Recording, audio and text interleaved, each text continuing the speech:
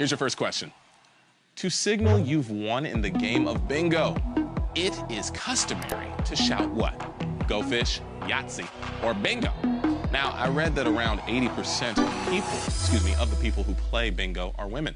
And they're not just elderly women. No, in Europe, the average age is 35. And it was also discovered that the ratio of men to women is now 70 to 30. However, this is changeable if a high-profile football game is on TV. You know, things happen. All right, so spoiler alert, everyone. When you win a game of bingo, you shout, bingo! Bingo. Bingo is the correct answer. Hey, why don't you tell us what you all yell in the chat when you win confetti? That'd be cool. Do people yell confetti? Or I won? I'm not sure. Okay, so, hey, we have 24,633 players who are 1 for 1. 9 more right, and you get a confetti bingo. Now, let's take a look at question number 2. What computer operating system is manufactured by Microsoft? Windows, doors, or stained glass? Now, one of the things that Microsoft is known for is their offbeat interview questions like, how would you test an elevator? I mean, come on, I think the answer is pretty easy. You just get in, press a floor, and pray. Yeah, I think that's right. I interviewed with them a few months ago, and I'm still waiting to hear back, Now, I have no idea why it's called what it is, but maybe it's a spiritual thing. They say that someone's eyes are the windows to their soul, so windows. Windows is the correct answer. There you go.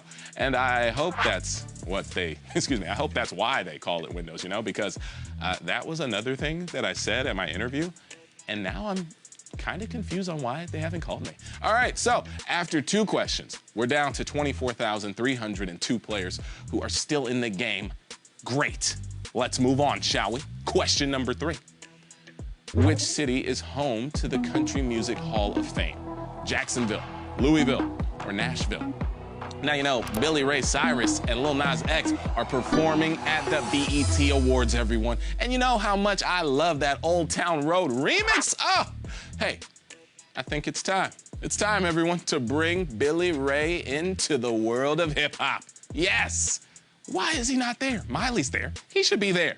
All right, so the Country Music Hall of Fame is not in Jacksonville, so sorry if that was your answer. Now, they do have the Hall of Fame Dance Challenge regionals there every February, so that's maybe what you must have been thinking. But this Hall of Fame is located in the same city as the Grand Ole Opry, and that city is none other than Nashville. Nashville, everybody. Nashville is the correct answer. And as for Louisville, that's where they make Louisville Slugger baseball bats. But you struck out with that choice. Ouch. That pun was just horrible, Hondo. I could hear the collective groan in the chat. You're right, Vern. Reaching for a pun is just another sign that JD's finest hour as a host may have come and gone. I just hope he can run this out without tarnishing his image. It's sad to see a great host reduced to what we're seeing. But let's respect that he's clearly not taking any performance-enhancing drugs, Vern. Okay, let's get back to the game. What? Okay, listen, guys. Do not try and create drama for your reel at my expense. You got it? I'm fine. Okay, so we have 23,523 players who are 3 for 3, and that means it's time for question number 4. What is the common nickname for the Northrop Grumman B-2 Spirit? Stealth Bomber, Apache, or King Stallion? Now, almost every type of aircraft has a nickname. You know the Boeing B-52 Stratofortress nickname?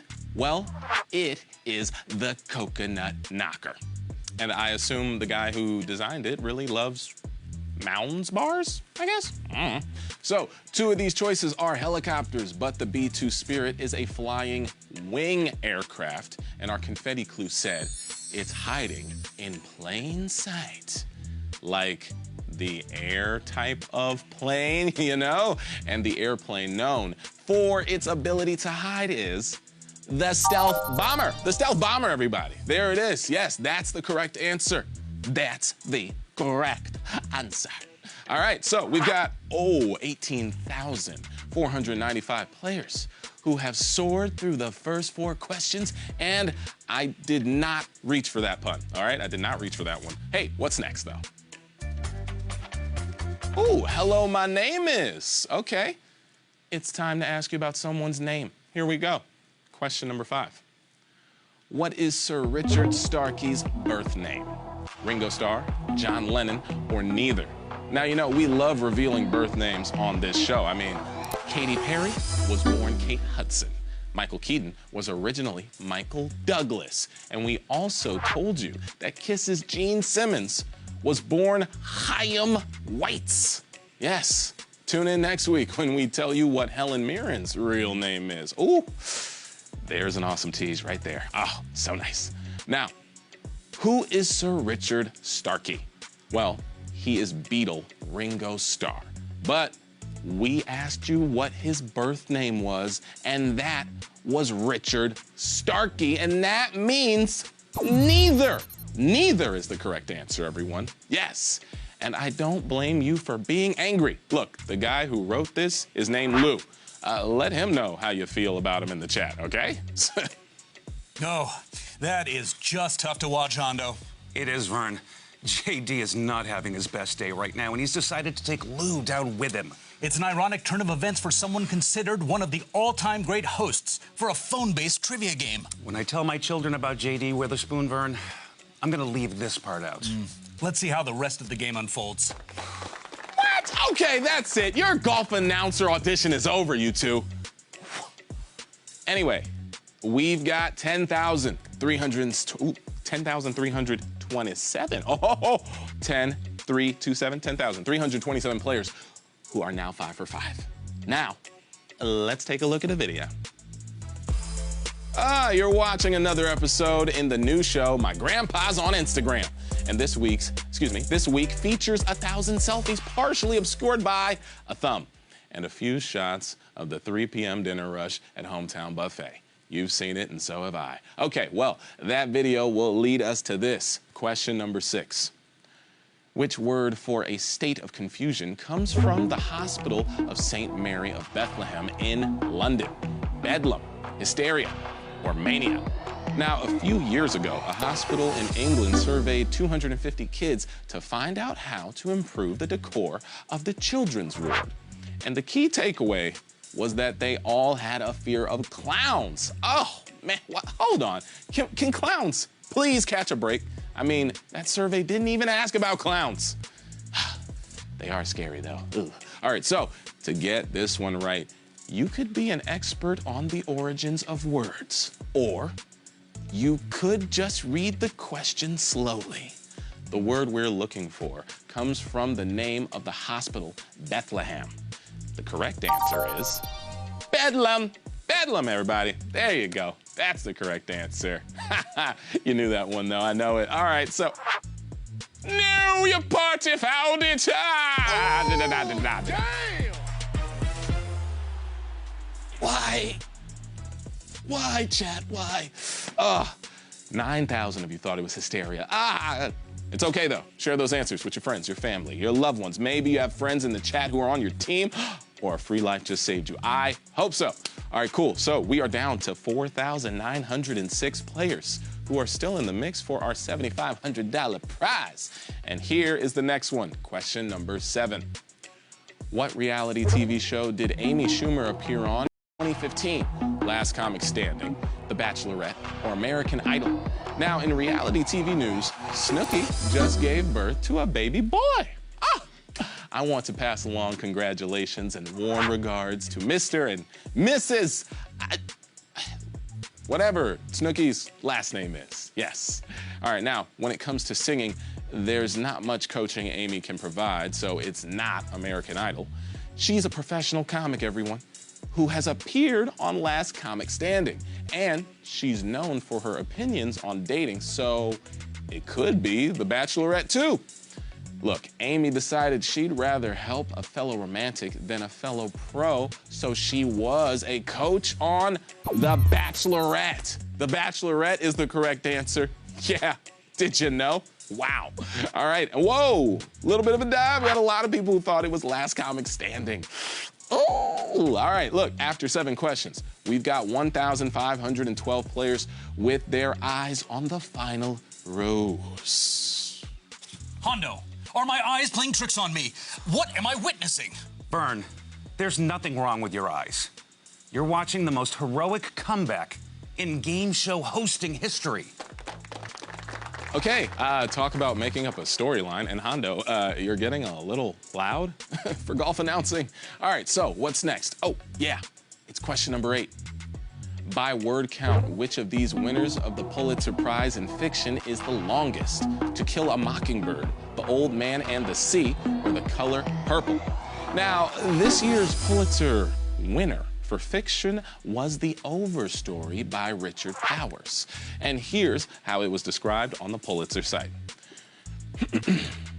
The Overstory unfolds in concentric rings of interlocking fables that range from antebellum New York to the late 20th century timber wars of the Pacific Northwest and beyond. Yeah, wow, all right, concentric rings? I'm sold. I'm sold on that. Now, Ernest Hemingway's The Old Man and the Sea is the shortest novel to win a Pulitzer with 27,000 words. Harper Lee's To Kill a Mockingbird, though, has 99,000. But Alice Walker's The Color Purple checks in at 66,500 words, and that makes To Kill a Mockingbird. To Kill a Mockingbird. The correct answer, everyone. There it is. Right there. Where are we at?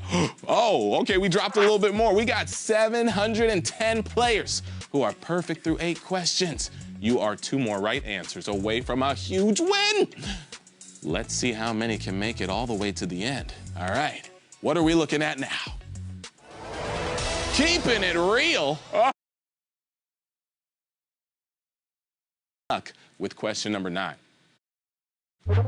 Whose first feature film role was in an installment of the Fast and the Furious franchise? Ja Rule, Gal Gadot, or Michelle Rodriguez? Now, you know, Jack Gleason, who played King Joffrey on Game of Thrones, had his first movie speaking role as the boy Batman saves in Batman Begins. Oh, way to go, Cape Crusader. You saved the kid who had Ned Stark beheaded. Spoilers, of course, but hope you're happy. Spoilers, season 1. Have you not watched Game of Thrones? Come on. Now, Ja Rule was in the very first Fast and the Furious film, but it was his second film role, so he's the wrong answer.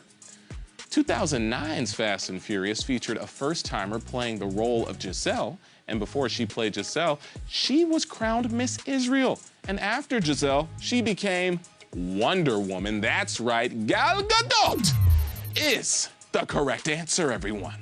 There you go. Where are we at? Whoa. Wow, you guys, it's always the least one. Wow, we had a lot of people who chose Michelle Rodriguez. We had some people who chose Ja Rule. Share those answers. I hope you had a free life. And we've got 368 players who have used their golden lasso to rope in 9 straight right answers. Oh, man.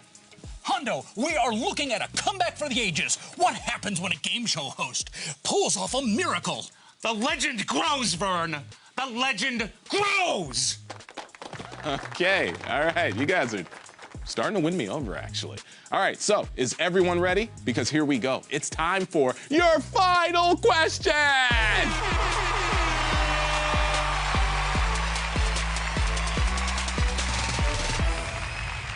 I'm pumped. Let's do this. Here's your final question. Which painting by a 17th century artist of the Dutch Golden Age was created first?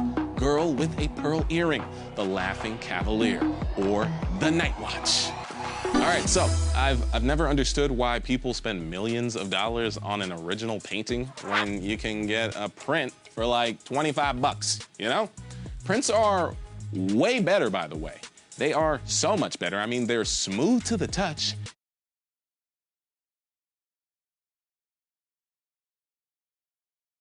Johannes Vermeer's Girl with a Pearl Earring is the youngest painting here. It was completed in 1665. So which of these works is the oldest? The Laughing Cavalier by Franz Hals or Rembrandt's The Night Watch? Well, both paintings feature dudes with weird mustaches and big hats, but the one that was painted first in 1624 was the Laughing Cavalier, everyone. The Laughing Cavalier. I assume someone was laughing? I don't know. Hey, did you get everything right? Well, then you're laughing all the way to the bank with a piece of $7,500, everybody. Great, good job.